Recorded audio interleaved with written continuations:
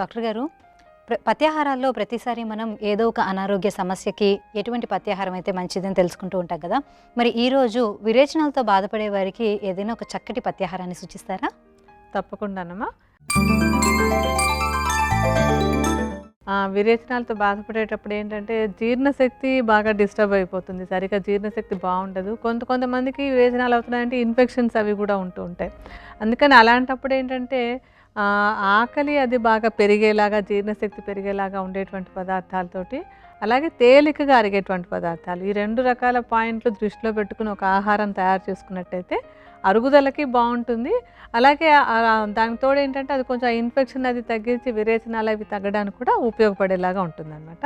Okay, మరి దానికి కావాల్సిన పదార్థాలు ఏంటో చూద్దామా? అలా బియ్యం, పెసరపప్పు, దానిమ్మ రసం, శొంఠి, వాము, నెయ్యి. మరి విరేచనాలు తగ్గడానికి పత్యాహారం తయారు చేసుకోవడానికి కావాల్సిన పదార్థాలు ఏంటో చూసాం కదా. ఇప్పుడు దాని తయారీ విధానం ఏంటో తెలుసుకుందాం. అంటే ముందు మనం జావను తయారు చేసుకోవాలి కనుక ఒక 8 కప్పుల నీళ్ళని పొయ్యి మీద ఒక మూకుట్లో పెట్టి మరిగిద్దాం. స్టవ్ వెలిగించండి.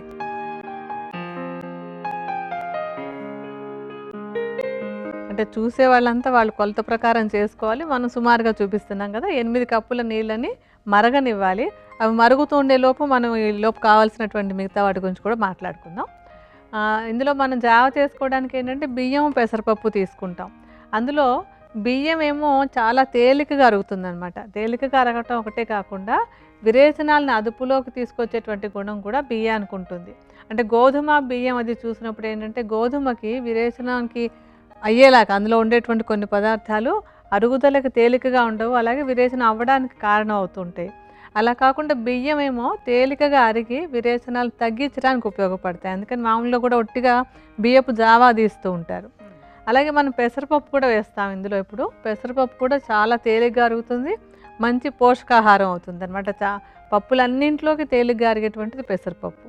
అందుకని మనం ఈ 2 తీసుకుంటున్నాం. బియ్యం ఒక 1/2 కప్పు, పెసరపప్పు ఒక 1/2 కప్పు, 2 కూడా విడివిడిగా 1/2 కప్పు చొప్పున తీసుకుని నీళ్లు మరిగిన తర్వాత అందులో వేసి మనం ఉడకబెడదాం. డాక్టర్ గారు, నీళ్లు మరుగుతున్నాయి కదా, నెక్స్ట్ ఏం వేద్దాము? బియ్యము, పెసరపప్పు తీసుకుని వేద్దాం. నీళ్ళు మరగగానే 1/2 కప్పు పెసరపప్పు, 1/2 కప్పు బియ్యం వేసుకోవాలి.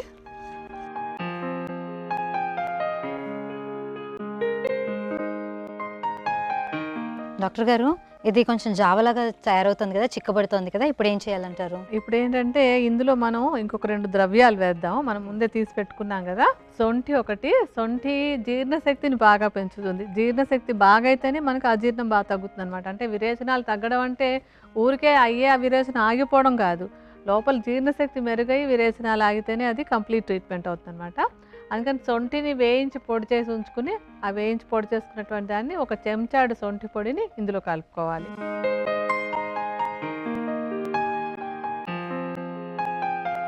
ఆ తర్వాత వాము కూడా జీర్ణశక్తిని మెరుగుపరుస్తుంది. కడుపులో ఏదైనా గుడగుడ ఉండి కొంచెం అంటే బవెల్ మూమెంట్స్ ఎక్కువగా ఉంటే కనుక ఆ మూమెంట్స్ని కూడా బాగా తగ్గిస్తుంది. జీర్ణశక్తిని పెంచుతుంది, విరేచనాలను కూడా తగ్గిస్తుంది అనమాట. వామును కూడా వేయించి పొడి చేసి ఉంచేసుకోవాలి. వాము పొడి కూడా ఒక చెంచాడు ఇందులో కలుపుకోవాలి.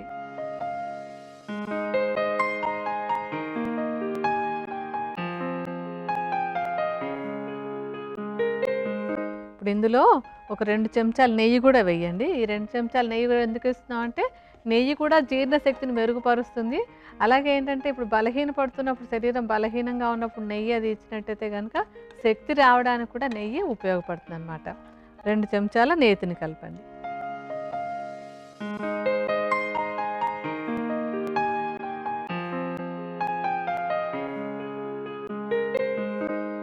ఇప్పుడు మనము స్టవ్ ఆపేసేయాలి.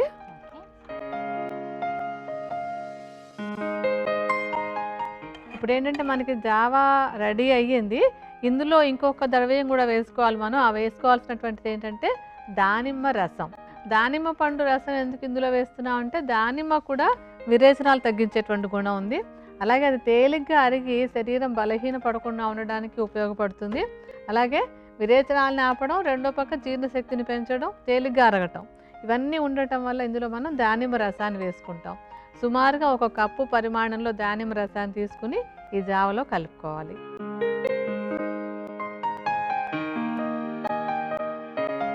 ఇప్పుడు ఇప్పుడు మనకి విరేచనాలకి అంటే విరేచనాలు తగ్గడానికి తయారు చేసుకుంటున్న పత్యాహారం తయారైపోయినట్టేనా డాక్టర్ గారు? పూర్తిగా రెడీ. ఓకే, దీన్ని మనం బౌల్లోకి షిఫ్ట్ చేసేసుకుందామా?